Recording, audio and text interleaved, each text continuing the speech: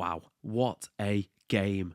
A true classic, a 9-goal thriller. Spain, France did not disappoint in the slightest. A game that was billed as the ultimate showdown for the Ballon d'Or between Lamine Yamal and Ousmane Dembele. And yet, it was neither of those players that stood out. The star that shone brightest was none other than France's mercurial organiser of the attacks, Ryan Cherki. Is this a player that Real Madrid can afford to miss out on? I'm going to state my argument in this video. So, first of all, this isn't the first time that Ryan Cherki's name has come up. If you have followed Madrid for any amount of time, you will know that Zinedine Zidane himself was one of Cherki's biggest supporters, always encouraging Florentino Perez to try and push for the move to Real Madrid. And he wasn't the right profile at the time. He was the young talent playing his trade in Lyon, but he never quite exploded. But is he ready? Because the news that has been coming out last few days is that Ryan Cherki has all but sealed a move to Manchester City.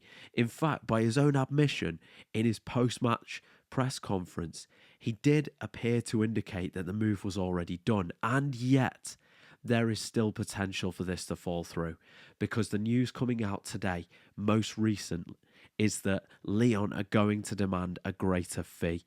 And why not?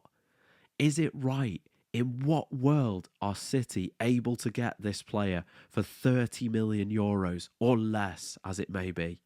It's just not right, because anyone who watched this player or has watched him for any amount of time in the French league knows that he is well more in terms of that he's worth he's worth significantly more. There we go. There's some decent English than the fees that are being linked with his name. Incredible. He came on with France absolutely battered into submission and he changed everything. Spain were praying for that final whistle to go at the end of that game because France were all over them. They threatened the ultimate comeback and they were dead and buried at the time. And yet, Ryan Cherki comes on, he creates all these chances, knits everything together, even gets on the score sheet, provides an absolute peach of an assist. That goal, by the way, wow, what a strike that is. Reminds me a little bit of Luka Modric, dare I say it. But he's that profile of player. He is an organiser of attacks. He will take you from the back to the front and back again. He will carry you there. This is a player who brings the width to the team. He's comfortable taking the ball in any given situation. He'll play the 1-2. He never stops running. Wow. I was impressed. I was definitely sold. And it just goes to something that I've maintained over the course of this summer. Real Madrid need a player with this profile. Now, I've waxed lyrical about my ideal signing. I wish that we could take Florian Wirtz to the Bernabeu. And a lot of people don't agree with that. A lot of people want the controller, the deep-lying playmaker, the Toni Kroos replacement, the Stiller, the Reinders, that kind of guy. But if you look at the way that the modern game is going, it is not that. We need someone who offers more. The modern midfielder. Florian Wirtz is that modern midfielder. And Ryan Cherki is an alternative. He is. Because he does have that profile. I saw a strange post. I want to say one, but it wasn't an isolated incident. I saw a flurry of posts on Twitter the other day. And it was angry Liverpool fans, angry City fans, tearing these two players apart, competing over who's got the better deal, because everyone expects Wirtz to go to Liverpool, everyone expects Cherki to go to City. And they were talking about, there was a clip with Florian Wirtz from the other night playing for Germany, and he took the ball out from the back, plays a pass, keeps running, takes the ball back, and they're saying, oh, all he does is simple passes. Where's the intricacy to his game? Do they not understand that this is a player who has carried his team forward? He's taken it right from the back and he's started an attack. Do they not understand the value of a player and what that contribution is to a team? It's incredible. These two players are ethereal. They completely change the makeup of a midfield. And if you look At the biggest examples in the world right now, I always mention them, the big three: Barcelona, Liverpool, Paris Saint-Germain. This is a profile of midfielder that they have understood is what it takes to take the team to the next level. Look at Barcelona. If you want to analyse their midfielders, you've got Olmo, Pedri, De Jong. That's their starting midfield. Analyse them. Give them a title. Just like you would on a game of FIFA. Olmo, you'd call him an attacking midfielder. Pedri, an attacking midfielder. De Jong, a central midfielder. No one in their right mind makes a comparison between De Jong and Makelele. The position doesn't exist anymore. And they've got two attacking midfielders. Surely the balance of the team is affected negatively. Surely they concede umpteen goals every game. Okay, maybe they concede the odd goal. They have that suicide line at the back where they stand on the halfway line, similar to how Jurgen Klopp used to organise his Liverpool team back in the day. But they've understood that if you press high, you get rewarded. They've understood that the modern midfielder has to be able to contribute technically. All of them are technicians. Any one of those midfielders is comfortable taking the ball in any given situation, just like Paris Saint-Germain, Vitinha, Ruiz, Neves. All of them take the ball under pressure. They dance their way out of these situations and they carry that team up the pitch. Every single one of them. No passengers. You cannot afford to have the deep-lying player who just sits there, is static. It's not how the game works. Look at another example, Liverpool. We've talked about them in the past. Szoboszlai, McAllister, Gravenberch. All three comfortable rotating their positions at any given time. Vitinha gave a fascinating interview the other day where he talked about the impact of Luis Enrique. And he talked about how Luis Enrique spent a whole year trying to get the team comfortable with positional play so that midfield could rotate, so that you could find yourself on the right 1 second and the left the next, and you had to be comfortable with it. That is what we need.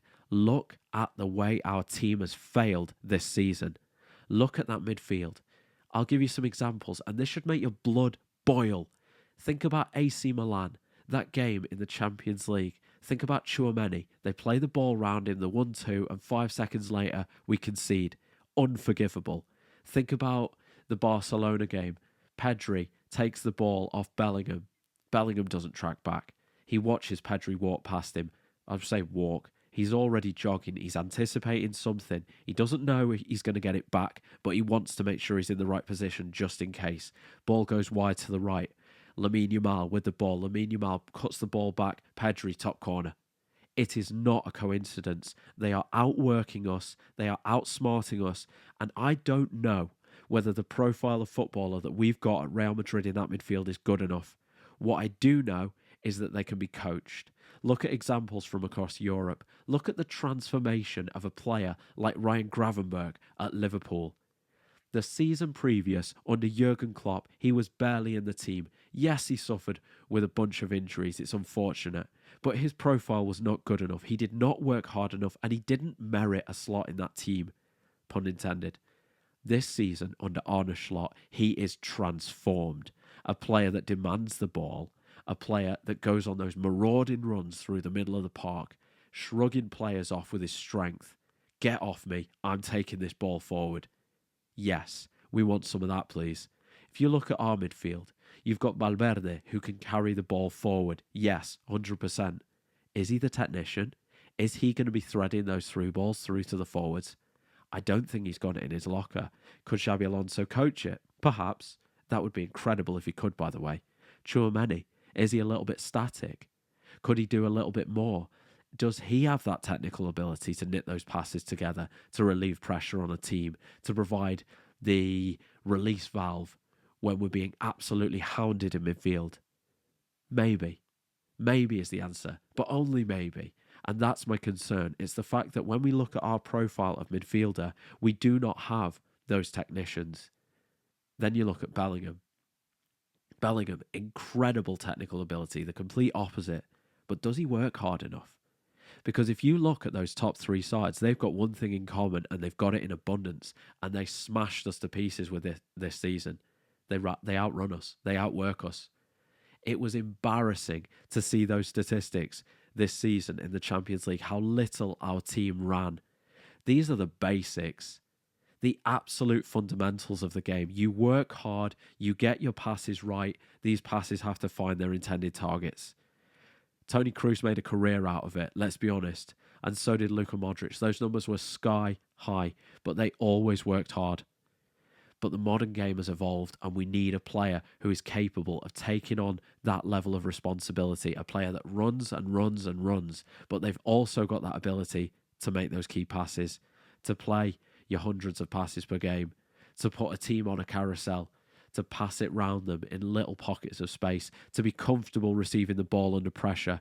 That is the profile of the modern midfielder, and I'm not sure that what we have currently gives us that. So yes, if you ask me, who is my dream signing for Real Madrid, it's Florian Wirtz. If you tell me where does he fit, I say in the team. You build from him. He's your starting point. He's the modern midfielder who deserves to play in this team. You build your midfield around that and you coach them. And I am grateful that we do have Xabi Alonso, because I do believe that he will invest that time into coaching these players. But I think that this is the profile that we need. You cannot tell me, you cannot sell me this dream that investing in the likes of a Stiller or a Zubimendi is a superior option to bringing in Florian Wirtz. In terms of a transformation to your team, as good as those two are, they are nothing compared to the possibility of completely igniting that midfield, creating an engine room that works hard. And we're going to have to work hard, because in terms of the challenge ahead, Paris Saint-Germain are light years ahead of what we can come up with. They have shown us the blueprint, and it's up to us to move past them. And in a world where we can't get Florian Wirtz, do we look at an alternative? Do we look at a player like Ryan Cherki, a lifelong Real Madrid fan, a player that Zinedine Zidane has waxed lyrical about, a player that Mbappe has gone on record as clearly supporting? And do we look at that fee, 30 million euros, potentially 40, and really turn our noses up at it? I think it's a bit of a mistake, but I'm not sure, because I'm still holding out hope. I'm holding out hope that Florian Wirtz is the player. He's the big Galactico, and I'm happy to wait for him. Happy to wait. I'm happy to go through that Club World Cup to see us struggle, because we well might. I'm expecting Paris to win that, and I know that that's horrible to say, but I've looked at that team and I'm convinced they are the best side on earth, and that we are miles away from them. And I'm fully prepared for Alonso to turn around, look at his team and think, this is what we need. We need him. We bring him, we win. We're competitive. This is the missing piece. If we can't get him, do we look at an alternative? Do we look at a Ryan Cherki of the world? It's an interesting point, but it's not one that I see fans online having. And I do believe that suddenly we are potentially missing the diamond in the rough. We're missing out on an opportunity because we're too focused on something else. And I really hope that that isn't the case. I really hope that we get it right this season. But again, I am prepared to die on that hill. If you're offering me the choice between a Zubimendi, a Stiller, Angelo Stiller, or a Florian Wirtz, it's Florian Wirtz every time, and he goes straight into that midfield. Is Ryan Cherki the next best thing? That's the question. I still have doubts about his defensive work rate, and this is something that Thierry Henry, who's worked with him, he coached him at I think it was the Olympics, so he's seen him firsthand.